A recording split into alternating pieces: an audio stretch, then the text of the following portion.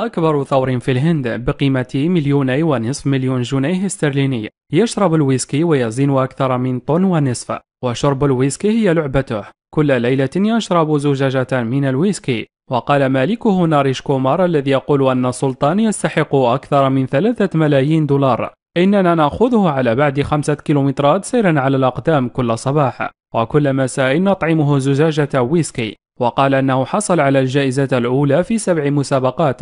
ناريش من ولاية هاريانا في الهند يطالب بحقيقة أن ثوره هو أغلى وأكبر ثور في الهند، وبالنظر إلى فاتورته الغذائية هذا يكفي. كل يوم يستهلك التفاح 14 كيلوغرام، والجزر 19 كيلوغرام، و9 كيلوغرام من الحبوب، و9 كيلوغرام من الخضر. يخلط كل ذلك مع العشرات من علب الحليب. يتم تعويض فاتورة البقالة المكلفة من سلطان من ثمن السائل المنوي، والذي يبلغ قيمته حوالي 150 ألف دولار سنويا.